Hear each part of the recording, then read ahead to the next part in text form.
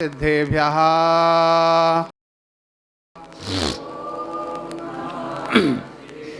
ओम नमः सिद्धेभ्यः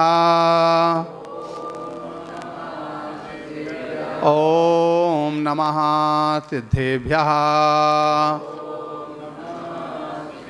महामंत्र है मोक्ष प्रदायक ओम नमो अरहंताणम। महामंत्र है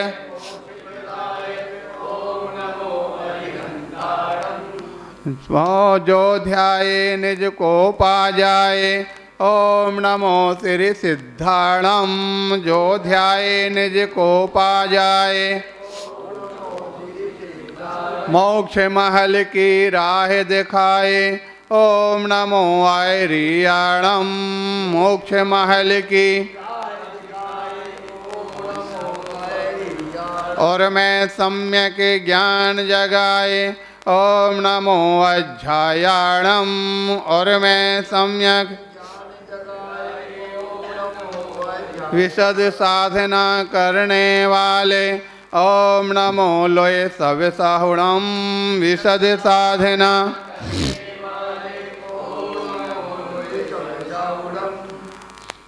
नमः श्री वर्धमानाय निर्धोत्कलिलात्मने सालोकानां त्रिलोकानां यद विद्या दर्पणायते यद विद्या दर्पणायते।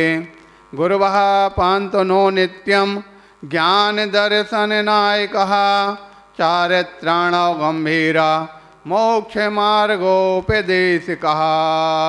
बोले अनंतानंत परम सिद्ध भगवान की, ऋषभादि 24 तीर्थंकर भगवान की, 1008 श्री पार्श्वनाथ भगवान की, आचार्य गौरांग आचार्य श्री विमल सागर जी महाराज की, आचार्य गुरुदेव विराग सागर जी महाराज की, आचार्य गुरुदेव भरत सागर जी महाराज की, अहिंसामयी विश्व धर्म की।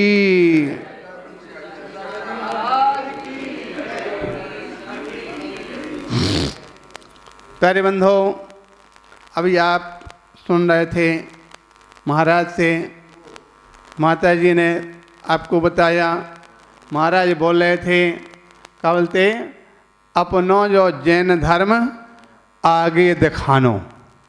ये बात बिल्कुल सत्य है, इस बात में कोई दोराय नहीं है। विश्व के अंदर सबसे छोटा संप्रदाय होने पर भी, थोड़े लोग होने पर भी सबसे उत्तम सबसे श्रेष्ठ अगर कोई छवि है तो जैन धर्म की है।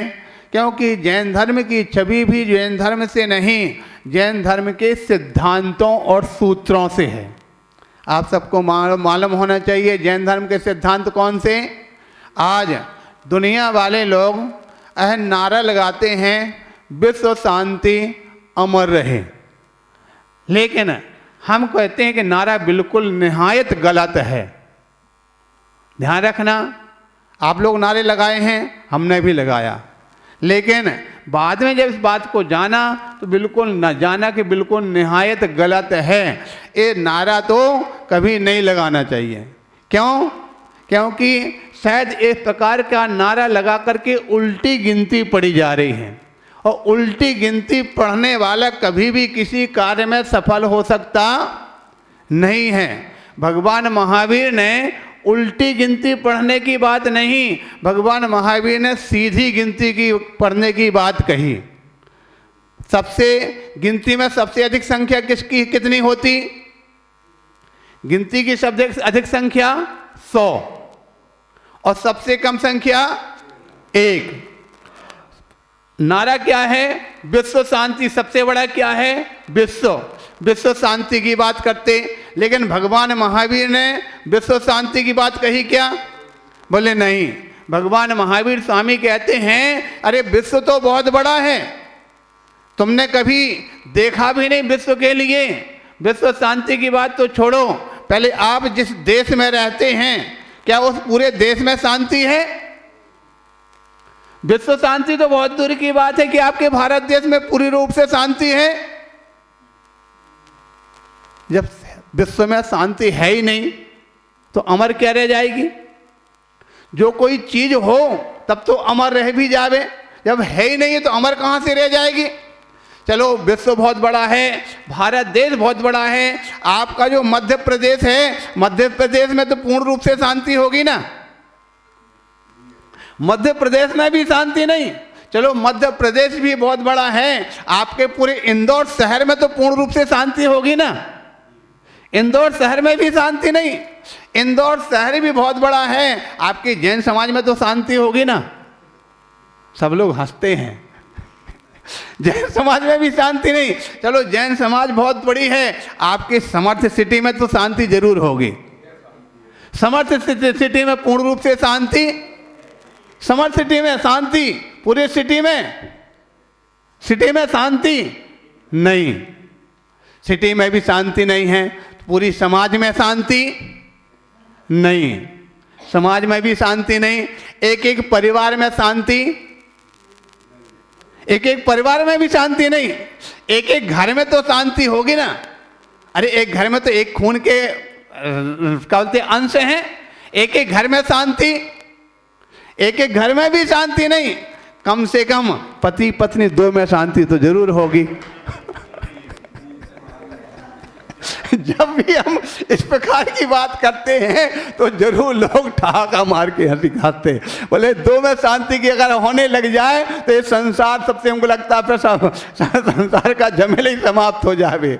चलो दो की शांति बिना सही, प्रत्येक व्यक्ति के अपने अंदर में तो शांति, अपने अपने अंदर में भी शांति नहीं।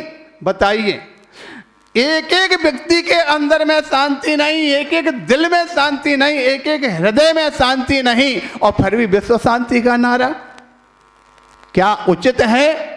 भगवान महावीर स्वामी कहते हैं, हम आपसे पूछना चाहते हैं कि जिस मकान की, जिस भवन की एक एक ईंट कंपित हो रही हो, एक एक ईंट हिल रही हो, क्या 3 काल में कभी वो भवन शांत होकर के रह सकता है? लेकिन भगवान महावीर स्वामी कहते हैं आप एक एक ईंट को स्थायी बिल्कुल शांत होकर के जमाते चले जाओ, गारंटी से आपका वह भवन स्थिर होकर के रह जाएगा, उसमें कंपित नहीं होगा। हमको प्रत्येक हृदय में शांति चाहिए है, प्रत्येक व्यक्ति विचार कर ले, हमको विश्व शांति नहीं, अपनी आत्म शांति चाहिए। पुरुष मान ले कि मैं अपनी आत्म शांति चाहता हूँ, महिला सोच ले मैं अपनी आत्म शांति चाहता हूँ, बेटा सोच ले मैं अपनी आत्म शांति चाहता हूँ, बेटी सोच ले अपनी आत्म शांति चाहता हूँ, दादा सोच ले अपनी आत्म शांति चाहता हूँ, दादी सोच ले अपनी आत्म शांति चाहता हूँ। सभी अपनी आत्म शांति के लिए और एक शांत होकर के बैठ जाएं। क्या उस घर में कोलाहल हो सकता है क्या? जब देश के अंदर पूरे समाज का प्रत्येक व्यक्ति साथ सोच ले मैं अपने जीवन में शांति चाहता हूं, क्या उस समाज में अशांति? हर व्यक्ति अगर शांति के प्राप्त करने की कोशिश करने लग जाए तो फिर अशांति की कहीं जगह नहीं रहती है। कहते हैं अपनो जो जैन धर्म आगे दिखानो, सबसे आगे है। अब रही बात दूसरी बात, माता जी ने कहा सारे लोग यहाँ पर आते हैं, आकर के कहते हैं कोई मेरा, कोई किसी को मानते, कोई ऐसा करो, कोई ऐसा मत करो, मैं ऐ करूँगा, मैं नहीं करूँगा। पहली बात तो मंदिर आते हैं, आपको मालूम है, हम आपसे पूछना चाहते हैं कि वास्तव में अच्छा बताइए, आप मंदिर आते हैं किस चीज़ के लिए आते हैं? क्यों आते हैं मंदिर? दर्शन करने के लिए। किसका दर्शन करने के लिए आते हैं? भगवान का दर्शन करने। बहुत बड़ी भूल करते हैं, ध्यान रखना। आज तक की जिंदगी में, संसार में सबसे बड़ी अगर भूल आपकी हुई तो यही हुई कि आप भगवान का दर्शन करने के लिए आए। आप लोग सोच रहे हैं बड़े विचित्र महाराज आए हैं, तो सारी दुनिया के लोग तो ये कहते हैं भगवान का दर्शन करना चाहिए, मंदिर भगवान का दर्शन करना चाहिए, और ये महाराज कह रहे हैं कि भगवान का दर्शन करने आए। ये सबसे बड़ी भूल है, जिंदगी की सबसे बड़ी भूल अगर है तो भगवान का दर्शन करने के लिए आए हैं, ये सबसे बड़ी भूल रही है कि नहीं? भूल असमंजस में पड़ गए ना। हाँ, हकीकत हम उसका आपको स्पष्टीकरण करके बता दे रहे हैं। जब आप नहा धो के फ्रेश होते ना, सबसे पहले क्या देखते? क्या देखते? जोर से बोलो। आईना देखते हैं। बताइए कोई आईना देखता है क्या? अरे आईना अगर उतनी दूर लगा हुआ दिख रहा को लगा है, उसके पास जाकर के कौन क्या देखता है? नहीं आया समझ में? क्या देखते हैं? क्या देखते हो बोलो? और कहते क्या हो? आ गए ना समझ में? झूठ बोल रहे ना? हम देख रहे हैं अपने आप को, क्या कह रहे हो? आईना। जिस प्रकार से आपका ये कहना है, ये लोगों की मान्यता है, लोग व्यवहार ऐसा बना है कि देख तो रहे हैं, स्वयं को कह रहे हैं आईना देखना है। उसी प्रकार से हम आते तो हैं यहाँ पर अपने आप को देखने के लिए, लेकिन कहते क्या हैं? भगवान को देखने आए हैं, भगवान का दर्शन करने के लिए आए हैं। अरे उनका क्या देखना? उनका तो जो होना था हो गया, वो तो आईना है, वो आईना है। उस आईना में हमें अपने आप को देखना है। उनका तो सब कुछ हो गया, दर्शन हो गया, परिवर्तन हो गया, दिग्दर्शन हो गया, सब कुछ हो गया। अगर परिवर्तन आना है तो किसमें? हम जितना जितना परिवर्तन, अपना जैसा परिवर्तन करते जाएंगे, और आईना में हम वैसे दिखते चले जाएंगे। समझ में आ गया कि नहीं आ गया? हमारे चेहरे पर कालिक लगी है तो आईना में कालिक दिखेगी। हमारे चेहरे में अगर दूसरी चीज लगी है तो सामने दिखेगी। किंतु जैसा जैसा हमारा चेहरा साफ होता चला जाएगा, वैसा हम दर्पण में, वो दर्पण ये और आपको दिखा रहे हैं, रे जीव तू अपने जीवन का परिवर्तन कर। अगर तू अपने जीवन में, संसार में जाकर के भटकता फिरता है, लेकिन अपने आप को तूने आज तक नहीं देखा, तो हम भगवान का दर्शन नहीं, किसका? अपना दर्शन करना है। कमियां, कमजोरियां उनमें नहीं, हम में हैं। जिसमें कमजोरी है उसी का तो सुधार होगा। समझ में आ गया कि नहीं आ गया? पहली बात तो हमको लगता है मंदिर में आते हैं, कहते हैं भगवान का दर्शन करने के लिए आते हैं, ये उनका बड़प्पन रखने के लिए। जैसे कई बार हम लोग जाते हैं, आपके द्वार से निकलेंगे तो आप कहेंगे महाराज ये मकान आपका है, महाराज ये बच्चे आपके हैं, महाराज ये दुकान आपकी है। हकीकत क्या है? हकीकत क्या है? लेकिन समर्पण की भाषा क्या है?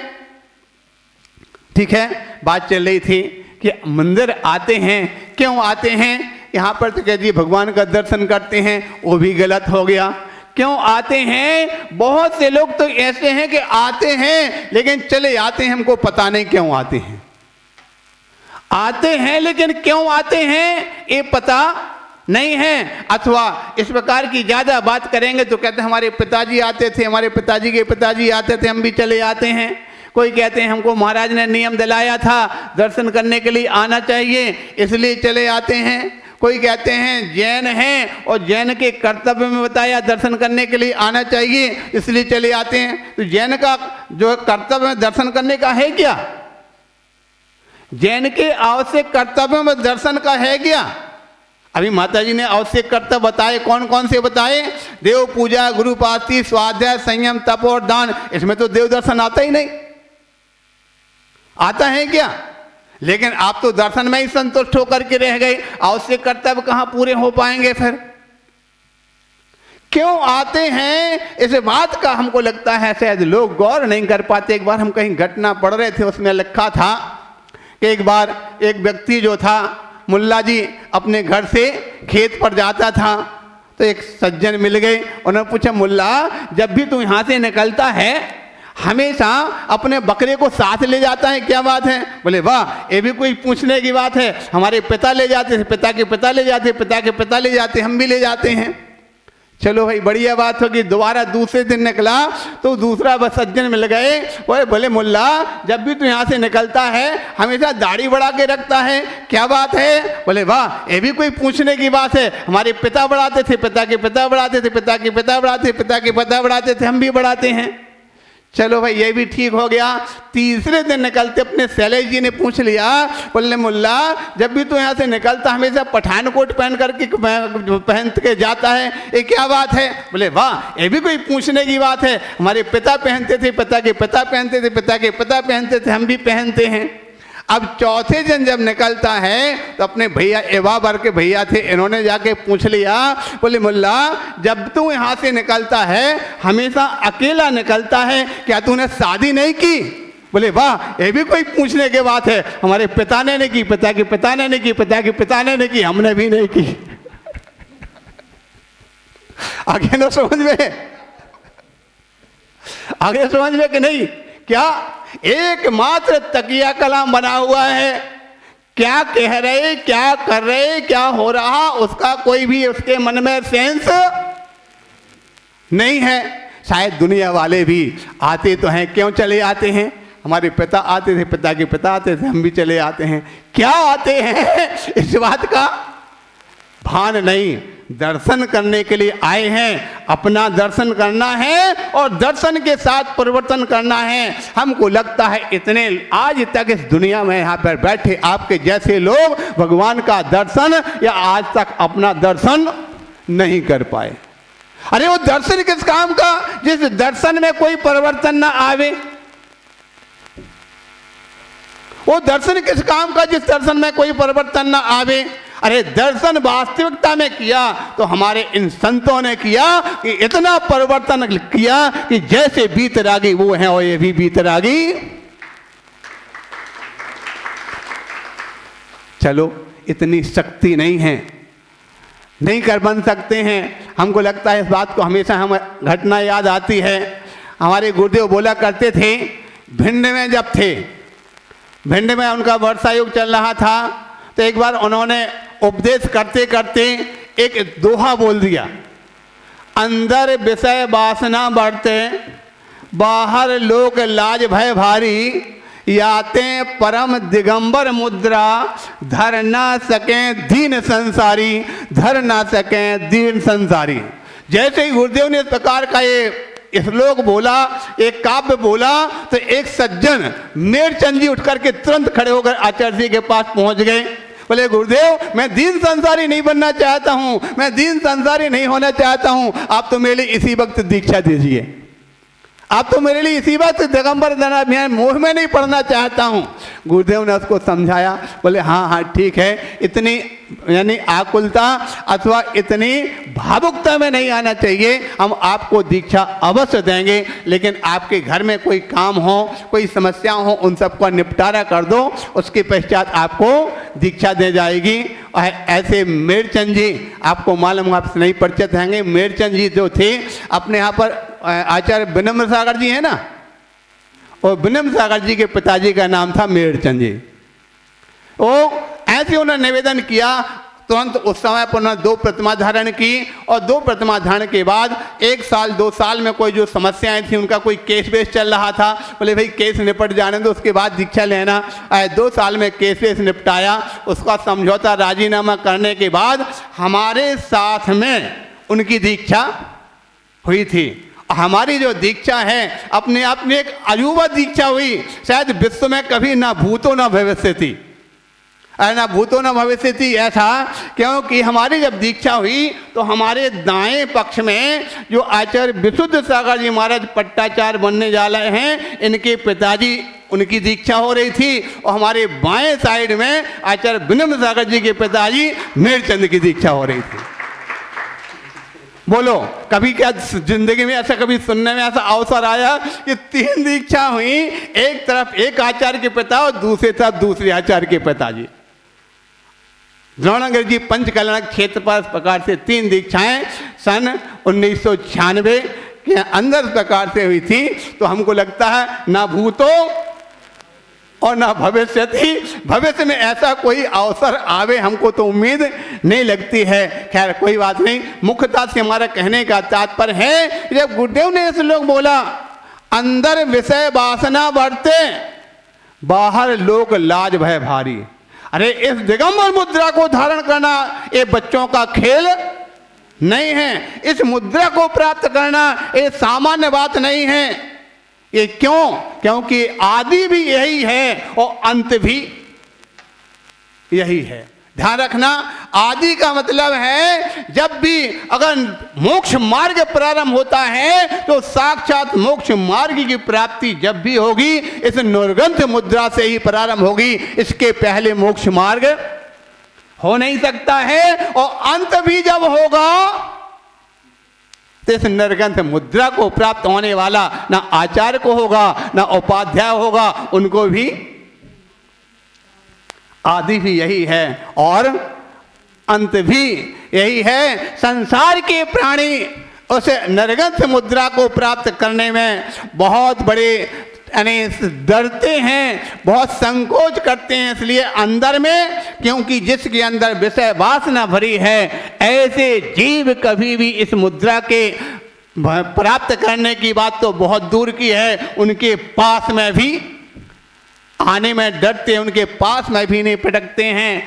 अंदर विषय वासना मरते हैं, बाहर लोग भारी और बाहर में बहुत बड़ी लोग लाज लगती है। आज बार कल कई बार संतों के नाम पर कीचड़ छालने वाले व्यक्ति मिल जाते हैं। अरे साधु बन गए, कौन सी बड़ी बात है, साधु बन के अपने ये नहीं करते वो करते, हम वहाँ के काम में लगे रहते, ये करते वो करते रहते।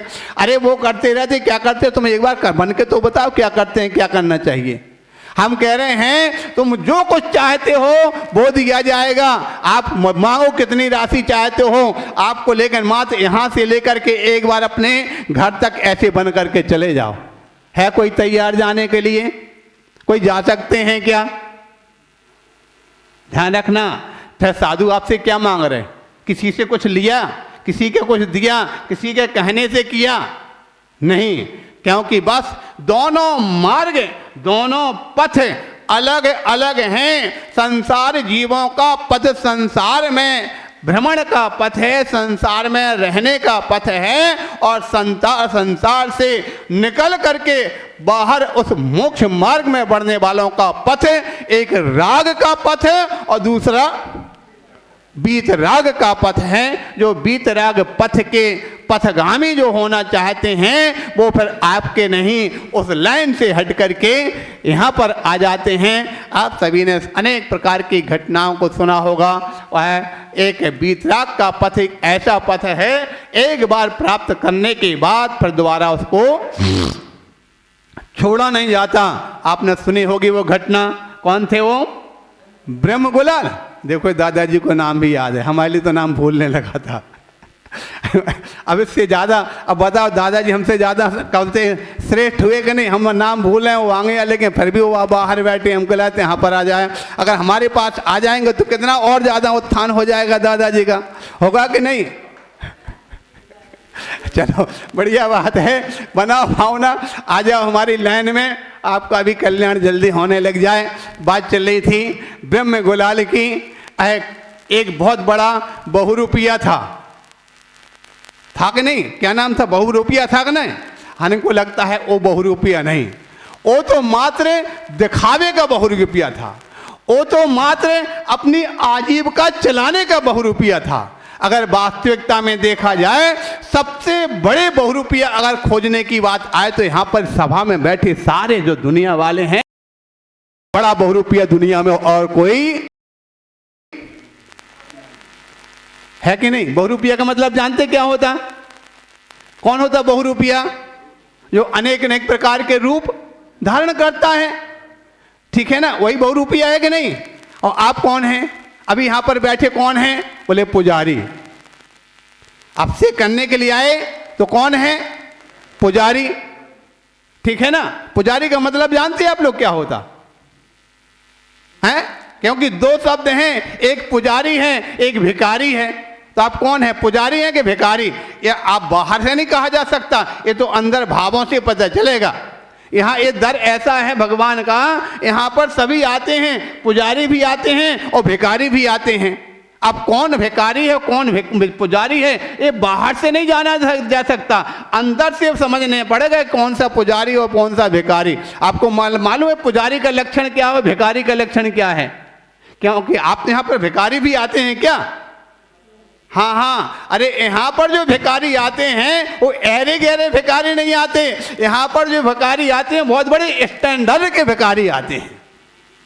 समझ में आ गया? कौन से भिखारी आते हैं, कौन से पुजारी आते हैं?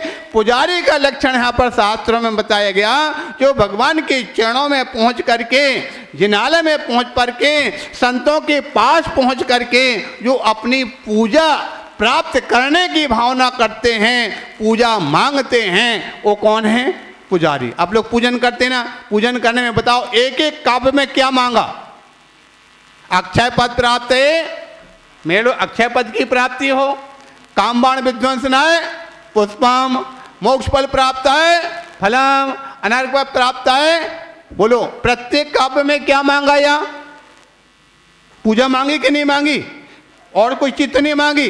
तो जो प्रत्येक काव्य में अपने जीवन में पूज्यता को प्राप्त करे, सिद्धत्व को मांगे, वो कौन हुआ? पुजारी। अब बात भिखारी की बात थी, भिखारी कौन है? तो भिखारी के संबंध में कहा गया है कि जो भगवान जो जो कुछ आपने छोड़ा है, गुरुदेव जो जो कुछ आपने छोड़ा है वो हमारे लिए मिल जावे, जो ऐसा मांगे वो कौन हुआ? आगे ना समझे भिखारी की परिभाषा। क्या क्या छोड़ा? देखो, मकान छोड़ा, बीवी छोड़ी, बच्चे छोड़े, माँ छोड़ी, पिता छोड़े, परिवार छोड़ा, मित्र छोड़े, ये सारी की सारी चीजें अगर आपने अगर यहाँ पर आकर के मांगी तो समझ लेना कौन हुए? आगे ना समझे भिखारी की परिभाषा। और मांगने आते कि नहीं आते? आते हैं ना मांगने वाले। तो समझ में आ गया होगा आपके लिए पुजारी कौन है और भिखारी कौन है। तो यहाँ पर आकर के बहुरूपिया, अभी आप पुजारी बने बैठे हैं, घर में पहुँचेंगे तो पापा, चाचा, ताऊ ये बन जाएंगे, और ससुराल पहुँचेंगे तो फूफा जी, जीजा जी, और कौन कौन से जी बन जाएंगे। दुकान में पहुँचेंगे तो सेठ जी बन जाएंगे, और कहीं मीटिंग में पहुँचेंगे तो अध्यक्ष जी, मंत्री जी बन जाएंगे। बोले जहाँ पर पहुँचते हैं वहाँ पर वह रूप धारण करते हैं। बोलो कौन हुए? हुए कि नहीं हुए? शायद दुनिया वाले जो बहुरूपिया हैं, लेकिन ध्यान रखना कल्याण जब भी होगा जब बहुरूपीय बने हुए नहीं, एक रूप में आना पड़ेगा। आप यहाँ पर जब आ जाते हैं, मंदिर में आते हैं, एकमात्र स्थान ये है जहाँ पर आपका एक रूप होता है। यहाँ पर आने पर सब कौन कहे जाते? श्रावक। और श्रावक बच्चा है तो भी श्रावक है, बड़ा है तो भी श्रावक है, महिला है तो भी श्रावक श्राविका है, बूढ़ा है तो भी श्रावक है। सभी का इस स्थान पर आकर के एक रूप होता है और यहाँ से निकल करके बहुरूपीय बन जाते हैं। लेकिन ध्यान रखना, जो थोड़ा सा संयम के मार्ग पर बढ़ जाता है उसका मात्र एक ही रूप होता है। वो दुनिया में कहीं पर पहुँच जाए एक रूप हो जाता है, और जो एक रूप होता है वही निज स्वरूप को प्राप्त कर सकता है। जब तक एक रूप नहीं होगा तब तक निज स्वरूप को प्राप्त कर सकता। यहाँ तक कि हमारे माता जी हैं, साधु जी हैं, आप मंदिर में हैं तो साधु जी हैं, रास्ते में हैं तो साधु जी हैं, आहार कर रहे हैं तो साधु जी हैं, कहीं भी पहुँच जाए उनका एक रूप होता है। ब्रह्म गुलाल बहुरूपिया था, उसको चैलेंज दे दिया, अरे ये क्या कहते बहुरूपियापना है, अगर बहुरूपिया बनना है तो शेर का रूप धारण करके बताए। तो उन्होंने कहा शेर का रूप हो सकता, भाई शेर का रूप धारण कर ले, लेकिन शेर बहुत खतरनाक होता, उसको देख करके कहीं किसी के ऊपर झपट्टा लगा दे, वो बेचारे का राम नाम सत्य हो जाए। बोले क्या करेगा, जा तू एक की बात करता, हम तेरे लिए 3 खून माफ करते हैं। राजकुमार था, राजकुमार ने 3 खून माफ करते हैं, जा धारण करके बता शेर का रूप। बोले ठीक है, कितना समय चाहिए? बोले 6 दिन का समय। 6 दिन के समय में और शेर का ऐसा रूप धारण किया, आकर के झपट्टा लगाया कि राजकुमार का देखते ही देखते राम नाम सत्य हो गया, राजकुमार का मरण हो गया। और राजकुमार, अभी महाराज बोल रहे थे और एक्सीडेंट हुआ था, इकलौता पुत्र था, घर घर में हाहाकार मच गया। अरे उस समय पर तो दुर्भाग्य से कभी एक पुत्र होता था, दुर्भाग्य रहता था जिसका एक हो, नहीं तो दो चार तो सामान्य बात होती थी। लेकिन आज दुनिया वाले इतना बड़ा दुर्भाग्य जानबूझ करके करे, बस बेटा एक ही।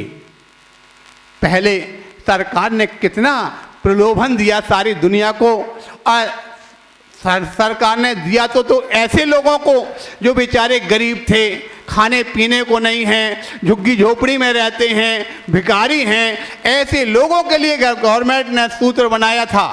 कौन सा हमने कल परसों एक दिन उदाहरण में सुनाया था, पहले नारा दिया था, छोटा परिवार सुखी परिवार।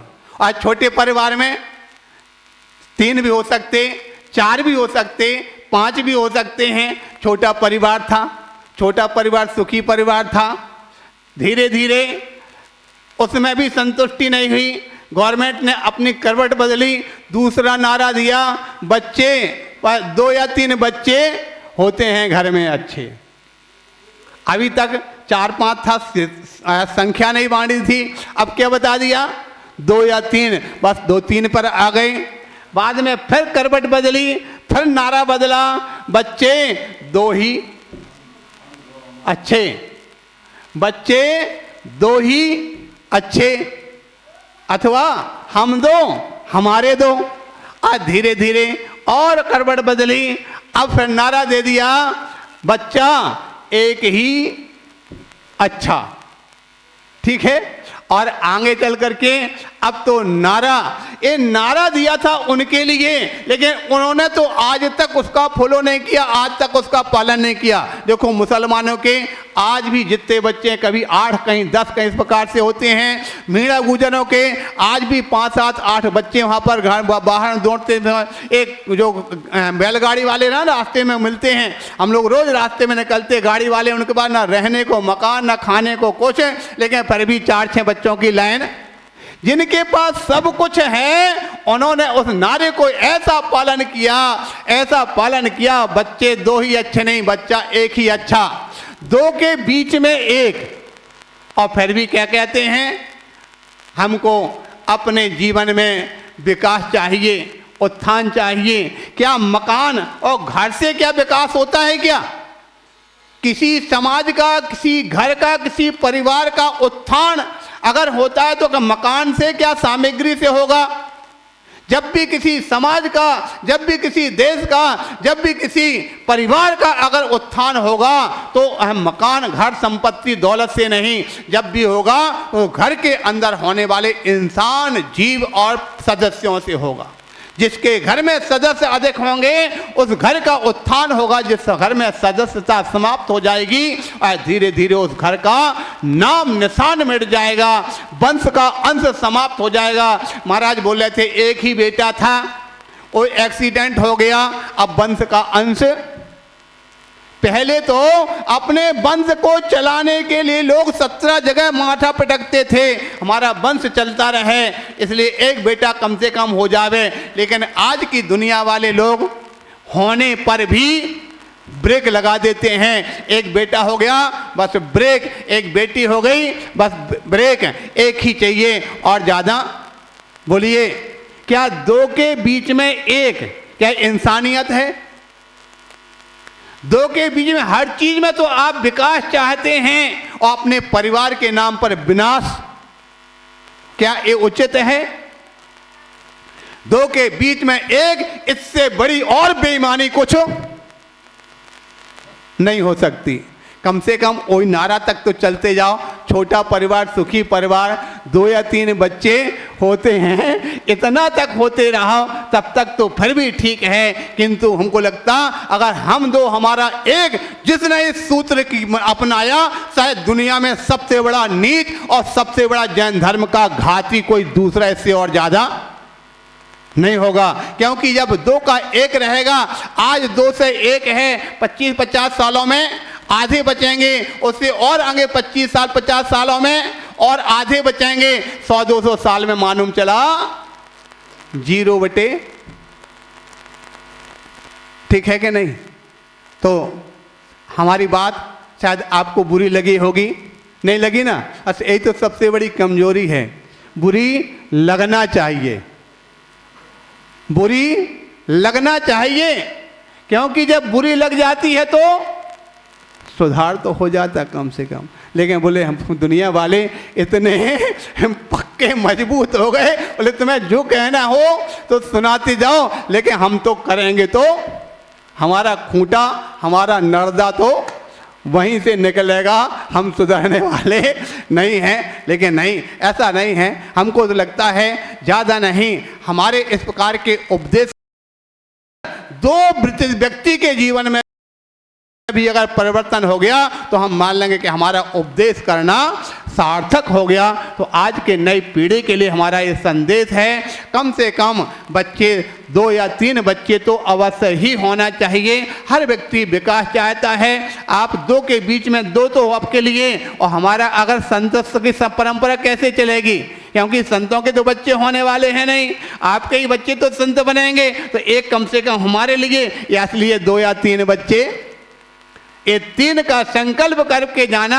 आज ये संकल्प कर लेना कि हमारे आचार्य विश्वनाथ सागर जी महाराज ये संदेश दे करके गए थे, सारी दुनिया को बता देना, रिश्तेदारों को बता देना, कम से कम 3 बच्चे, 2 अपने घर के लिए, क्योंकि जब भी संतति चलेगी तो 2 से ही तीसरा होगा। अगर एक रहेगा तो दूसरा, एक के बाद फिर तीसरे की उत्पत्ति, एक से तो दूसरे की उत्पत्ति होने वाले नहीं है, 2 होगी। एक किसी को अगर हम लेंगे तो उसको देना भी तो पड़ेगा, किसी की बेटी लेंगे तो अपनी बेटी किसी को देना पड़ेगी, तभी आगे संसार की संतति चलेगी। और 2 के बाद तीसरा आरिका भी चाहिए और मुनि महाराज भी चाहिए। अगर बेटी हो तो आरिका बन जाएगी और बेटा हो तो मुनि बन जाएगा, तो साधु परंपरा भी चलती रहेगी। उसको चलाने के लिए आपका दायित्व तो आज हम आपसे एक प्रकार का आग्रह कर रहे हैं कि आप कम से कम एक बच्चा साधु संत के बनाने के लिए, साधु की प्रक्रिया चलाने के लिए पैदा करना, तो कम से कम साधु की प्रवृत्ति, धर्म की प्रवृत्ति आगे चलती रहेगी और आपकी संसार की प्रवृत्ति भी चलेगी।